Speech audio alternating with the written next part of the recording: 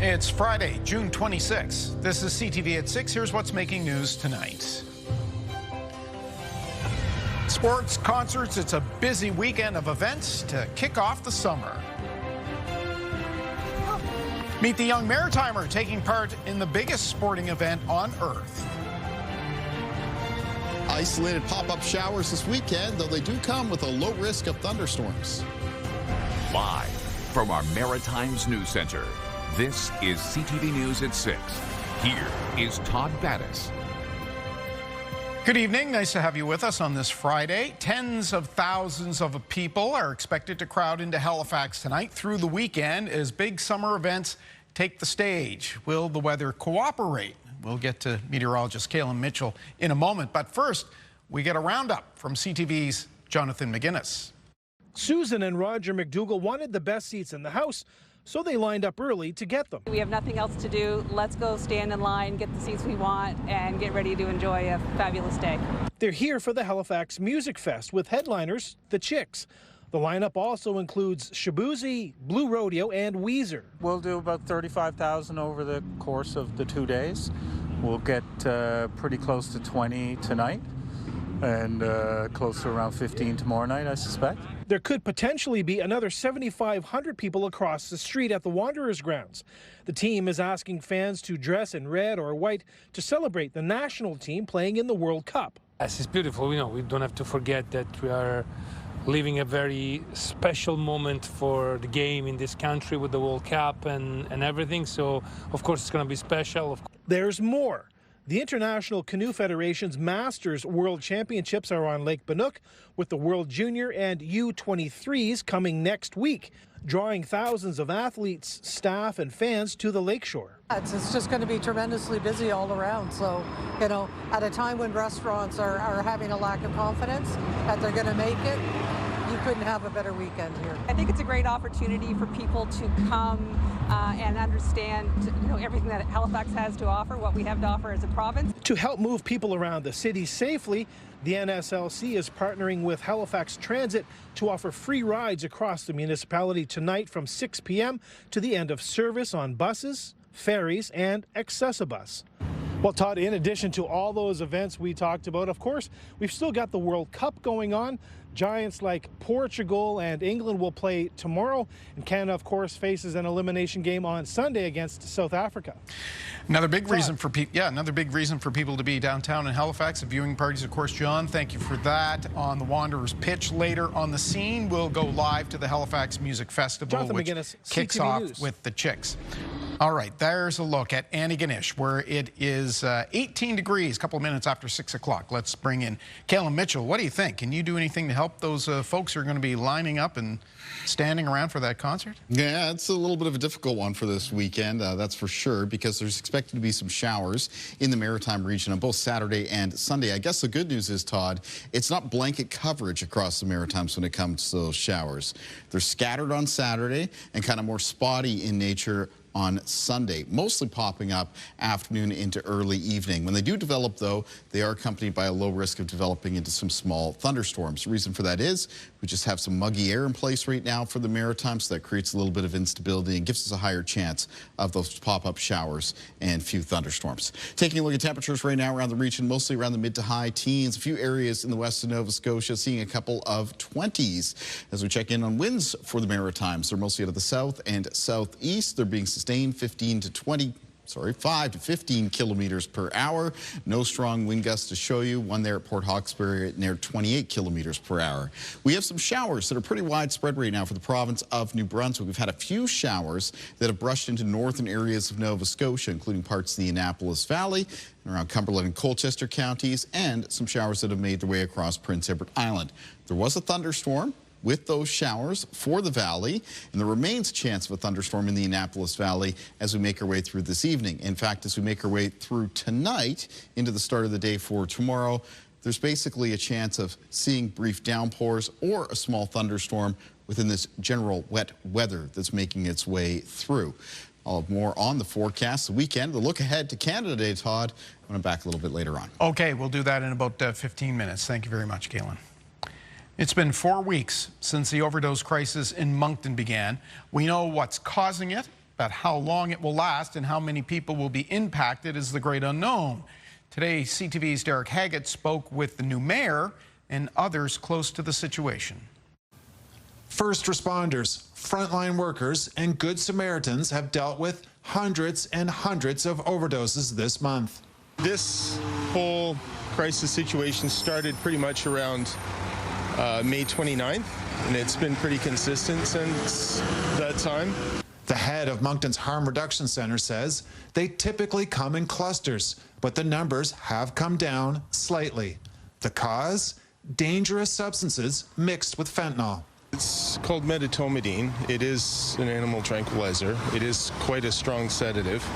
And what we're witnessing is, yes, it still is in the supply. That's taking a massive toll on the people reviving victims and saving their lives. There's been like multiple overdoses a day, some days 40, 50. It's tiring, it's overwhelming, we're exhausted. Newly elected Moncton Mayor Sean Crosman calls the overdose situation a health crisis, and his concern is with the frontline workers and the people at risk.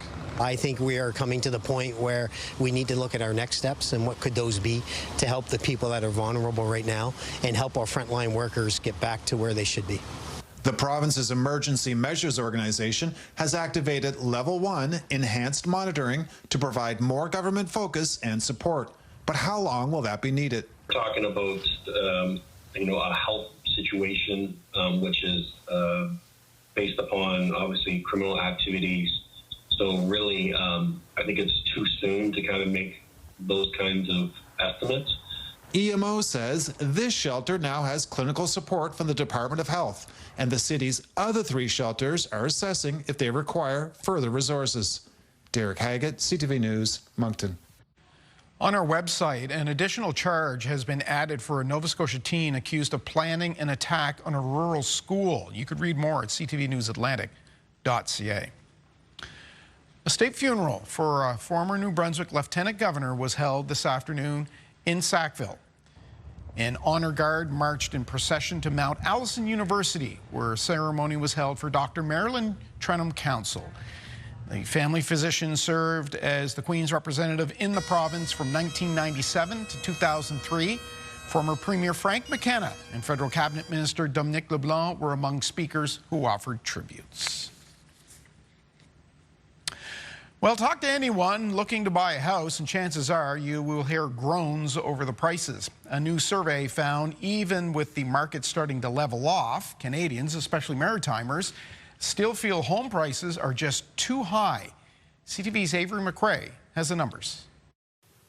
St. John may have recently been named the second most affordable city in Canada, but that doesn't mean locals like Alison Goss can buy a home. I think it's despicable. My mother and I were, but we can't now because of the prices. A new study from Angus Reid found even as housing markets across the country start to cool, Canadians still feel the prices for homes are unreasonably high compared to a decade ago. Housing affordability is one that's really been a persistent top issue over the last basically kind of post-pandemic over the last 5 years or so, when before that wasn't necessarily the case. In New Brunswick and Nova Scotia specifically, nearly 80% of people say housing prices are too high.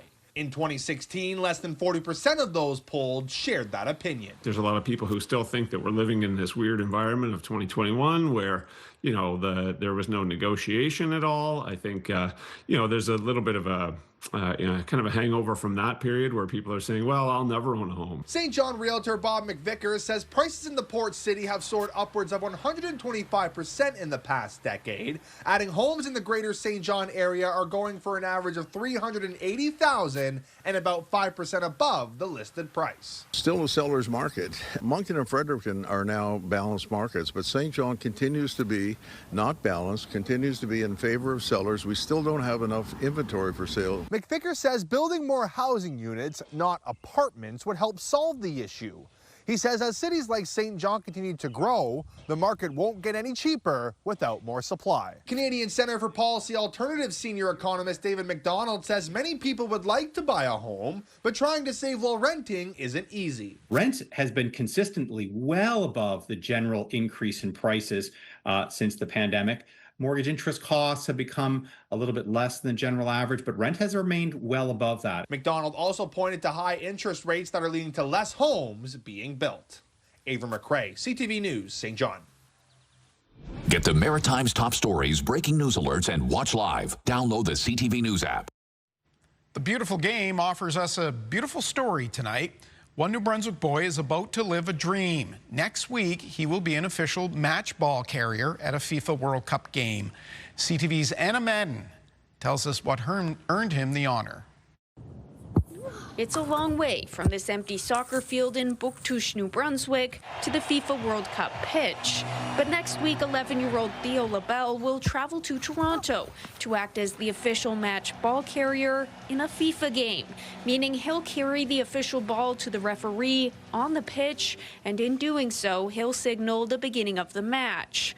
That's a big deal to a boy who loves soccer. This was my dream to go at the World Cup. But it's a dream that almost didn't happen. Theo was born with multiple congenital malformations, including complex congenital heart disease. He's had 3 open heart surgeries and now lives with a single ventricle heart. And with decreased cardio strength, even recreational soccer is harder for him. It makes me more tired. I run less fast. But that hasn't stopped his passion for the sport. He just loves the game and he shows up, and even if it's hard for him to get the ball, he just keeps going, and just that's what's so amazing about him. Toronto may be more than 1,000 kilometers from Bouctouche, New Brunswick, but the city has played a big role in the family's story.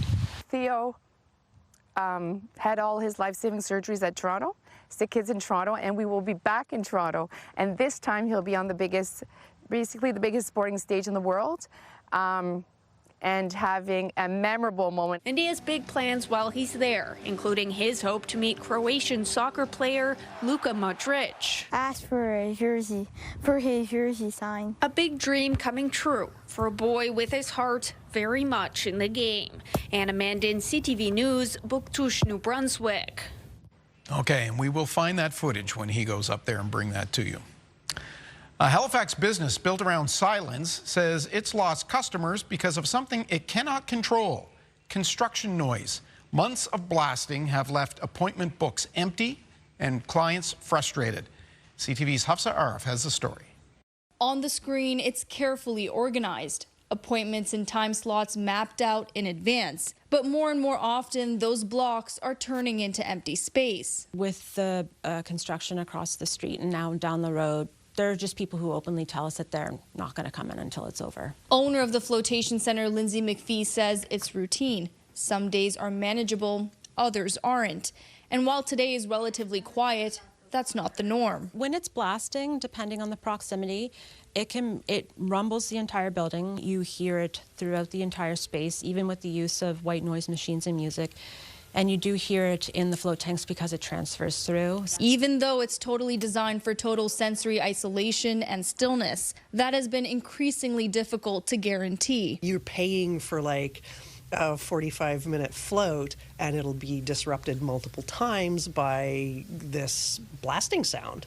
And I guess for a lot of customers, that's not what they've paid for. Roughly 100 bookings have been canceled, with another 100 moved to new dates. I'm really letting people down. That's the hard part, is that this is not a job. This is just like, if you use the word vocation, I know that I was meant to do this, and it feels really challenging. The construction continues just steps away. And while it's part of a growing city, the cost is being felt inside businesses trying to operate beside it. It's not fair on the small business that everything is weighted to the side of the developers. McPhee has reached out to the MLA and the area councillor, but is still left managing the impact day by day. I just keep on telling folks that I'll work harder for less. I want this place to exist forever. The owner says blasting across the street began last December, while a nearby construction site started blasting just a few weeks ago.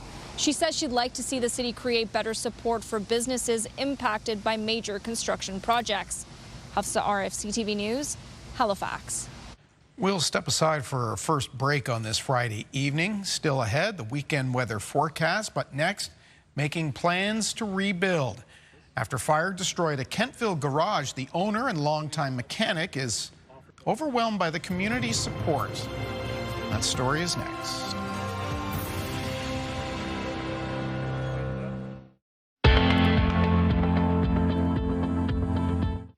This is your Campfire Conditions Report brought to you by Pine Acres RV, where customers become friends. Campfires are currently allowed in the province of New Brunswick. For the province of Nova Scotia, campfires are currently allowed between 2 p.m. and 8 a.m. And campfires are permitted for Prince Edward Island, with Category 1 brush burning restricted to the hours of 2 p.m. to 8 a.m.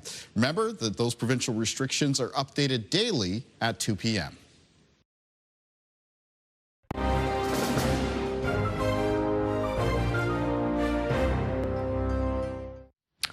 Heartbroken to humbled. The owner of a garage destroyed by fire has gone through a lot in the past 24 hours, from seeing his livelihood vanish to a vision of hope. CTV's Vanessa Wright has a story from Kentville. Tires, tools, and a car covered in thick black residue are just about what's left of Wyatt Bond's two-story garage after a fire broke out early Thursday morning. I looked out the window, and the corner of the garage here was on fire, in a corner that there's no electrical, no heat on, no welding for weeks. We haven't been, you just can't explain it, but there it is. His family home just beside it was grazed by the fire, but the garage that's been standing tall for decades took the brunt of it. Neither are insured. But no one was hurt. That's the deal. I mean, people are the most important thing in the world. Always have been to me. So, the fire chief, he says, like, you're crazy calm. The RCMP officer said, you're crazy calm. I said, well, it's stuff, right? We're just the keepers of it for a while. But for the longtime mechanic, it was more than just his workspace. It was where people came to borrow tools, learn about cars, and get repairs when they couldn't afford it. My husband, who passed away this winter, would come here all the time. If my husband left the house and said, I'll be home at 3, and he didn't come home till 6, I knew he was here. Well, Bond already has plans to rebuild this garage from the ground up, overwhelmed by the outpouring of community support. I never shed a tear until this morning, when some people called with gratitude and said, listen, when you get ready to do this, we're here. I mean, things I didn't expect, in favors the size you never would expect, that aren't obligated for people to do. He credits local fire departments and RCMP for working together to tackle the flames, and the Kentville community, who in true Nova Scotia fashion will help him rebuild the structure by offering their tools to the mechanic who first offered his. Vanessa Wright, CTV News, Kentville, Nova Scotia. Atlantic Canadians are sending two very different messages to their governments. A quarterly poll from Narrative Research shows strong support for Prime Minister Mark Carney, while frustrations with provincial governments seems to be the trend across the Maritimes. 64% of those polled said they are confident or mostly satisfied in the direction of the federal government in Ottawa, driven by efforts to reduce dependence on U.S. and find new global trading partners, while dissatisfaction with provincial government is strongest in Nova Scotia. As you can see there, 59% polled say they were dissatisfied with the PC government. That same sentiment was around 55% on the island, a little lower in New Brunswick, where 37% showed dissatisfaction with the governing provincial Liberals. Across all of the province's healthcare is a top concern. It's something people are worried about alongside cost of living. So that's a really common thread. But then on a provincial by provincial basis, the other concerns are really different. People seemed very impressed with how Canada was being represented on the world stage. The results show Atlantic Canadians are drawing a clear distinction between their provincial and federal governments. Still to come, a chance of showers for the weekend. Caleb will have the details and the full maritime weather forecast after this commercial timeout.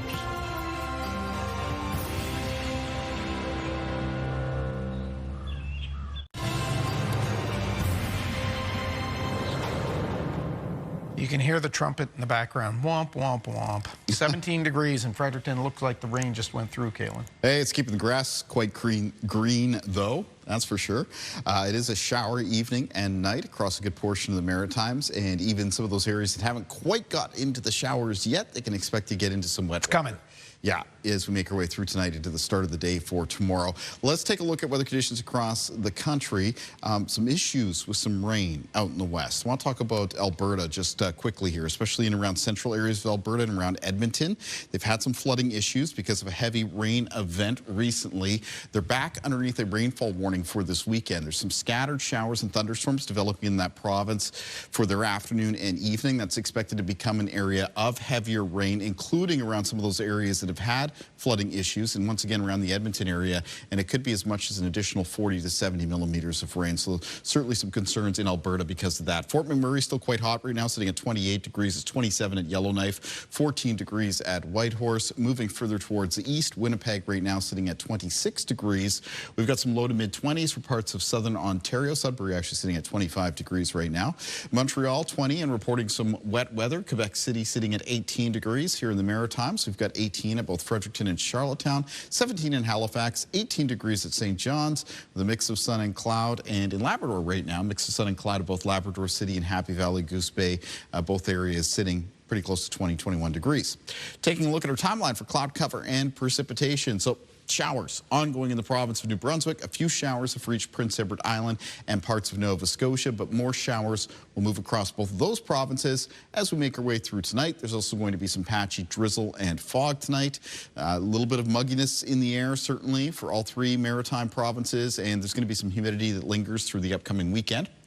Saturday morning starts off cloudy and showery, but as we move into the afternoon, the sun breaks through a little bit, but as the sun breaks through, there's a chance of some pop-up showers, and with those showers, maybe a few thunderstorms. And a very similar situation for Sunday. Now, Saturday afternoon and evening, and Sunday afternoon and evening, the coverage of those showers, a few thunderstorms, they do pop up, should be widely scattered in the Maritimes, so they are going to be hit and miss by nature. Taking a look at the winds in the forecast for tonight, they remain mostly out of a southerly direction. Tomorrow's winds, a little bit variable in direction around the Maritimes, mostly on the lighter side, sustained between 10 and 20 kilometers per hour. Now, low temperatures tonight for the region will be mostly around the low to mid-teens, and then high temperatures in the forecast for tomorrow in the north of New Brunswick. A lot of low 20s, but actually feeling closer to the high 20s with the humidity in the air. It will be cooler for coastal areas there between 19 and 22. 23 for Fredericton for tomorrow, near 22 for both St. John and Moncton.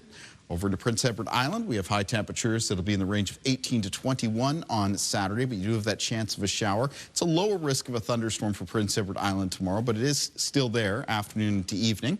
Eastern areas of Nova Scotia, in Cape Breton, high temperatures between 19 and 21. And for eastern parts of the mainland, most of the high temperatures will be in the high teens and low 20s. Northern and central parts of the province, well, it's 21 for Amherst and 23 for Truro. The city centers, Halifax and Dartmouth, with high temperatures near 20 degrees, close to 19 for Lunenburg. The Annapolis Valley tomorrow, the high temperature near 23, and on the south shore of Nova Scotia, high temperatures between 20 and 24. But again, some mugginess in the air, so it's going to feel a little bit warmer than that, with the humidex feeling maybe up towards the high 20s. Taking a look at the thunderstorm risk for this weekend on Saturday. It's a risk of isolated thunderstorms across much of New Brunswick, across much of mainland Nova Scotia, and interior areas of Prince Edward Island. And the thunderstorm risk for Sunday, once again, it's a low risk in general for all three maritime provinces. A little bit higher, though, on Sunday for northern and western areas of New Brunswick. There's more energy available for that part of the Maritimes at the end of the weekend for thunderstorms. So if they do develop, they could potentially become stronger as well.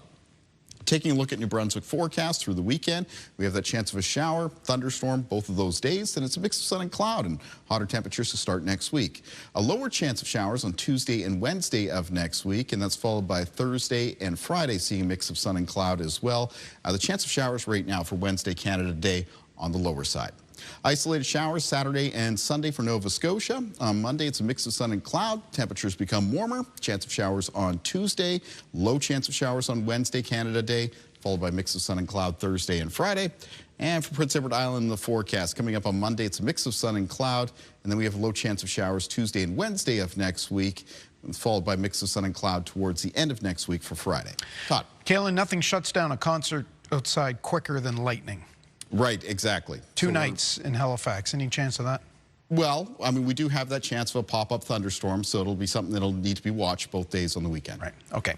Thank you for that. This is in keeping with the weather. While we await more summer-like weather, they'd love to have what we have in Europe right now. The number of deaths continues to rise in an unrelenting heat wave that's raging across the continent. Here's NBC's Danielle Hamanjian in Paris. Well, some good news from the French capital. The worst here has passed. However, temperatures do remain high, not only here in France, but across Western Europe. The hospitals in the capital at a breaking point. There have been dozens of cases of cardiac arrest, and authorities do not want to put any more pressure on those hospitals. They've started banning drinking alcohol in public spaces. They've also banned takeaway alcohol starting this evening throughout the weekend. The Pride Parade was meant to be held tomorrow in Paris, and that usually draws tens of thousands of people. That has now been delayed till September. We're seeing cooling areas for families, cooling baths in the street for people suffering from heat stroke and sunstroke. Now, scientists say the stifling heat wave gripping Western Europe is the most severe ever recorded. In Spain, public health officials believe up to 500 people may have been killed by this heat wave, and that is based not on a register, but based on previous mortality and temperature records. In the UK, London's ambulance service said Thursday it recorded its highest ever number of life-threatening emergencies just in one day. The Netherlands issuing its first ever red alert for heat, and Switzerland registering its hottest day ever in June. Now, temperatures have started to dip here as this heat wave starts moving towards Eastern Europe. Danielle Hamanjian, NBC News, Paris. We'll take a break. Next, it's Friday Politics. We'll meet up with CTV Ottawa Bureau Chief Graham Richardson. Stay with us.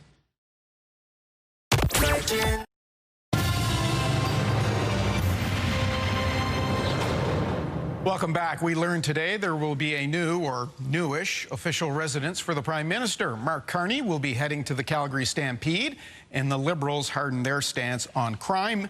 And where's the submarine announcement? It's all good stuff for Friday Politics. We see how much we can get through with CTV Ottawa Bureau Chief Graham Richardson on the Hill. Hi there. Hey, Todd. Graham, we know there's a housing crisis in this country, and the Prime Minister is not immune. Choosing to spend millions of dollars on a new residence was not going to be popular. Let me ask you this. Is a fundraiser, as the Prime Minister suggested, is this prudent or is it petty for a country like Canada? I don't know. I really think the public is just so fatigued with this, Todd, that it has been so many years of, you know, humming. It's just been so Canadian. Like, just do it. I'm certainly like whatever the choice is, you know, Sussex Drive, you go, like the Brits have just spent 500 million, 400 million on their commission moving to where the house is, 2 doors down. The next door down is the French embassy, stunning, worth millions. And then we've got this pile of rubble that's our Prime Minister's residence. It's ridiculous, right? They're all in a row, and it's embarrassing. And so no matter how it gets fixed for the next Prime Minister or the Prime Minister after that, I think there'll be some relief that it'll finally be done. And, you know, I blame this on Pierre Trudeau and Brian Mulroney. The swimming pool and the you know, the Gucci shoes and the mink, you know, like we've got this ingrained in us now. Oh, they're living high on the hog. We got to take them down a peg. Well, they need a place to live. $10 orange juice. That was another one I seem to recall not too long ago. Right, compliments to our CTV photographers, because they do manage to make 24 Sussex look good. But as you mentioned, it really is a dump. And it's not fit to live in. And this is the official residence. And as they say in real estate, it's location, location, location. And it is befitting a proper place. So a design competition, again, it's a bit of an unusual turn. Oh, I think so, yeah. It's a design competition, so they'll have the winner announced in a year, you know, so, okay. And then how long is it going to take to build it? And then the foundation is going to raise money Immediately he was asked about corporate and, is there going to be influence here? Yeah. He says, no, there's going to be a cap on that. So I mean, look, it's a way to, like I don't think they're going to get out of this less than, I'm guessing, like, I don't know, 50, 60, 70 million dollars. And it sounds like a lot, but you've got modern security you need in there. You've got a gatehouse. You've got to have all the protective instruments now for a house that is quite close to a public street. If they had their choice, they would not put the Prime Minister's residence there. So they're going to have to do a lot. But I am certainly in the camp of I don't know why previous Prime Ministers, including Harper, including Trudeau, didn't just say, look, this is not for me. We're going to do this for the next Prime Minister or the next Prime Minister, as opposed to where we are now, which is just like you said, like years of discussion about this. Yeah. And Rideau Cottage is fine for what it is. And they're all trying to be, all the Prime Ministers are trying to be not snooty about it, right? Like this is, they travel the world, particularly Mr. Carney, and see where other leaders are set up and the way they're set up in official residences. And it's more fitting for leaders of, regardless of party, of a G7 country. Yeah, and even the most recently departed Governor General basically said, time for you to pack up and find another place to couch surf here. You shouldn't be staying at Rideau Hall. Right, there should be some separation, yeah. We heard that the Prime Minister will be going to the Calgary Stampede. That's, I've heard the term petting zoo. When it comes to summer politics, you got to go to the Stampede. It was interesting that he held that news conference yesterday touting his accomplishments to this point. Does that sort of set the scene of what he's going to be talking about this summer? I think so. And they made a conscious decision not to do more interviews. I mean, they did the Caitlin Collins CNN interview. They did the Irish interview on the last trip. But they didn't do domestic interviews. They wanted to wrap up the session with a year-ending or a session-ending press conference. I think they like the way that makes him look, Todd. I think they feel, his team, they feel strongly that he is growing in this role. He has a certain command of the room. People suggest that his shortness and correction with reporters is a temper thing. I think he just doesn't, having watched him and covered him now for a few months, he does not allow questions he believes are in error go to pass without him correcting. And Andrew Coyne's column this week talking about the smartest guy in the room doesn't necessarily endear you in politics for a long time. We'll see about that. And I think, the Stampede, it's an interesting dynamic with Carney in Alberta, right? He's done more to reach out to Alberta than any, arguably even any conservative prime minister, to try to repair what he would suggest and others would suggest is the damage done in the previous regime. So, and he is a Western premier, or he's a Western prime minister. It'll be interesting to see his reception there, because the energy sector, I know, is quite positive about him, even though the politics there are still very, very conservative. Yeah, okay. It looks like he's pretty close on signing some deals with British Columbia, too. In the minute that we have left, we've been told over and over to expect a decision, an announcement on the winning bid for the next fleet of submarines by the end of June. Yes. Checking the calendar, it's about 3 or 4 days from now. What are you hearing? We've been hearing it too. We've been watching the calendar, and we've been watching the travel of the defense minister. We have heard definitively before NATO, which is July 6th. So it may go a couple of days into July, given the calendar, and July 1 in the middle of, I would expect late next week. They are certainly making that decision, Todd, before NATO. And it will be a big one for the country and, of course, for Halifax. Would you expect them to make that announcement in Ottawa, or might they go to one of the coasts? I would think they'd go to one of the coasts. I would think, but it depends on timing. Yeah. We were watching, he was going to be in Vancouver, and we thought Victoria. So, I mean, it would make sense television-wise to be near an ocean, wouldn't it? I would think. TV matters still, doesn't it? That's what they keep telling me. I got to believe it. Graham, thank you very much. We'll talk to you in a couple of weeks' time. Have a great weekend. Thanks, Todd.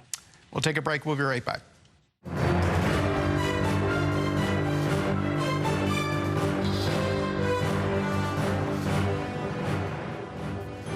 British Columbia is marking 5 years since the deadly heat dome responsible for the deaths of more than 600 people in that province. CTV's Amanda Debison has more in the Friday edition of The Lifeline. 5 years after BC's deadly heat dome, Provincial Health Officer Dr. Bonnie Henry says the tragedy still weighs heavily on families, first responders, and healthcare workers. More than 600 people died during the 2021 event, many of them living alone without a way to stay cool indoors.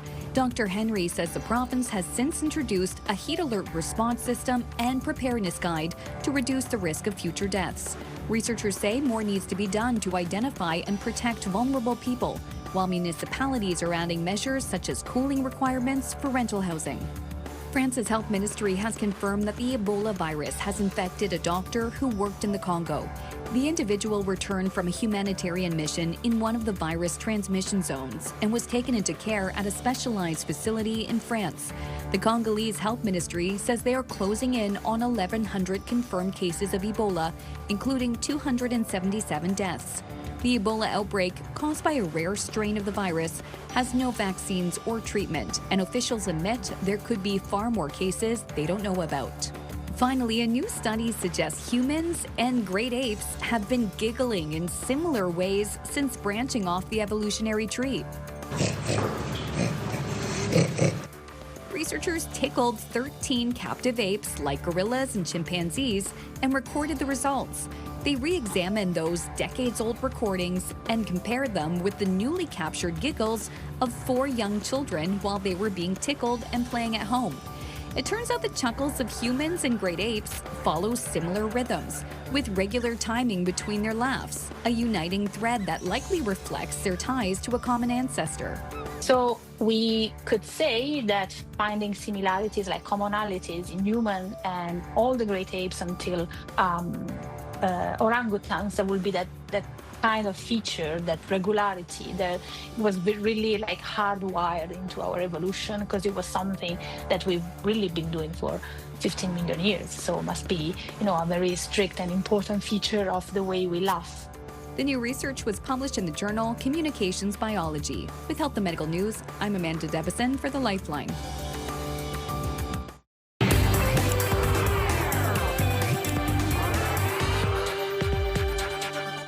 We're on the scene this Friday night. Blue Rodeo, Shaboozey. They open for the Chicks tonight at the Halifax Music Fest as the 2-night event kicks off.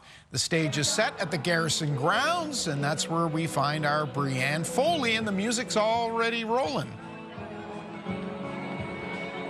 Already rolling, Todd. We have Blue Rodeo currently on stage, and you should have seen the lineup to get in here. It was pretty impressive. They're expecting about 20,000 people in here tonight on the Garrison Grounds, and as you can see, Blue Rodeo is starting to rock the house, of course, right before Shaboozey comes on at 8:30, followed by the Chicks at 9:30. So an exciting night tonight, and it happens all over again tomorrow. So what we'll see tomorrow is Silver Sun Pickups, followed by Dashboard Confessional, Jimmy Eat World, and Weezer will be the main event on Saturday night. Basically, Halifax Music Fest wanted to go with themes for this year's Music Fest. Only the second ever. They said there's a lot of work that goes into this. As you can see, they built a whole stage, they built a VIP area, they built stands, and yet everyone is enjoying it. So do's and don'ts coming in here, of course, bring smaller bags and make sure you show up early, because there has been pretty long lines, and we're still seeing people come in because Shaboozey is a main draw, and of course the Chicks. So many people want to see the Chicks still, Todd, and all of these people are so excited. I'm really here for the outfits right now because it's giving all of the country themes that we want, even though it's a little foggy and not quite as nice as we would have hoped, Todd. That's all right. When the sun goes down, you won't notice that anyway. Looks like it'll be a great night. Brianne Foley at the Garrison Grounds in Halifax. Thank you. We'll be back in 2 minutes' time.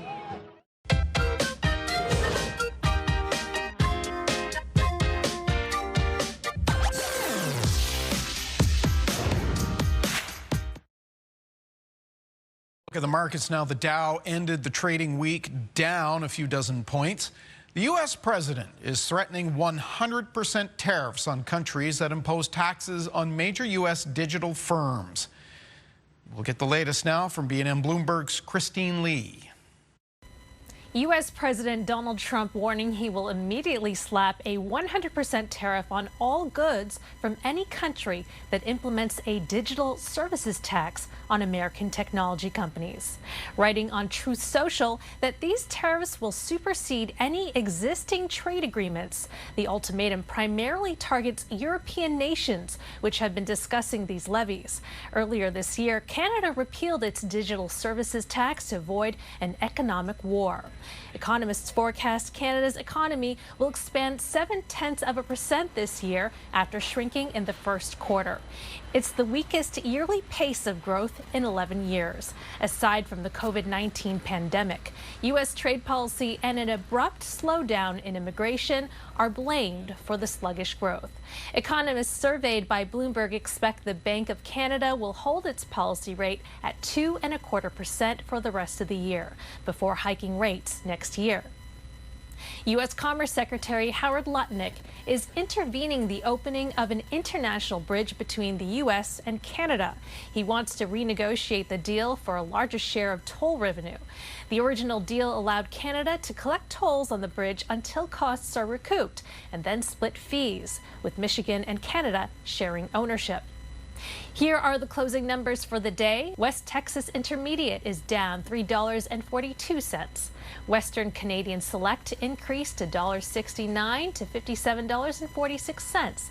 And the TSX ended the day in the green, up about 130 points to close the day at 34,980 points.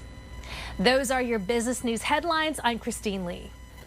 Canada paid for that bridge to build it, but whatever. Kaylin Mitchell outside with one more look at the forecast. Yeah, well, showers and fog in the forecast tonight for the Maritimes, and the fog is rolling in around the Halifax area. And the fog made an appearance this morning as well for parts of the region. That takes us to our viewer picture for tonight.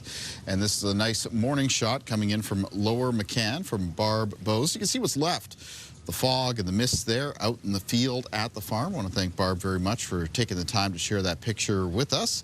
As for Lower McCann, for tomorrow, there'll be some fog around in the morning. That'll be dissipating. In the afternoon, the sun may peek through a little bit, but there'll be a 40% chance of a shower or thunderstorm. Remember, we are expecting some spotty showers and thunderstorms to pop up Saturday afternoon and evening, as well as Sunday afternoon and evening in all three maritime provinces. But those showers are going to be very hit and miss. Taking a look at our day planner for tomorrow to start off the day, it's going to be cloudy and foggy, and we'll still have some showers lingering for parts of the Maritimes. Morning temperatures will be mostly around the low to mid-teens. And then moving into the afternoon, the sun peeks through a little bit. We have that chance of a pop-up shower or thunderstorm, and a lot of the high temperatures will be in the high teens and low 20s. Winds a little bit variable in direction for tomorrow, but they'll be sustained 10 to 20 kilometers per hour with a few gusts between 20 and 40. Let's see what's ahead on your Morning Atlantic. Monday on Your Morning Atlantic, getting ready for Canada Day. Our friend Sherry French will join us with great ideas to make July 1st a whole bunch more fun for everyone. Start your morning with us Monday on Your Morning Atlantic on CTV2 and Crave. And finally for us this week, soccer legend Christine St. Clair and actor Michael J. Fox have been named Companions of the Order of Canada. That's the highest level of the honor. Recently appointed Governor General Louise Arbour named 56 new recipients to the Order of Canada on Friday, a country's highest civilian honor, of course. Among them, Sinclair, Canada's all-time leading scorer and an Olympic gold medalist, and actor Michael J. Fox. Of course, he's best known for Back to the Future series, as well as Family Ties, and of course, his advocacy for Parkinson's awareness. That's our look at the day and the week here at home. CTV News Atlantic is where you will find our weekend reporting. We leave you tonight at Peggy's Cove with the names of everyone who brings you your newscast. I'm Todd Battis. Hope to see you Monday.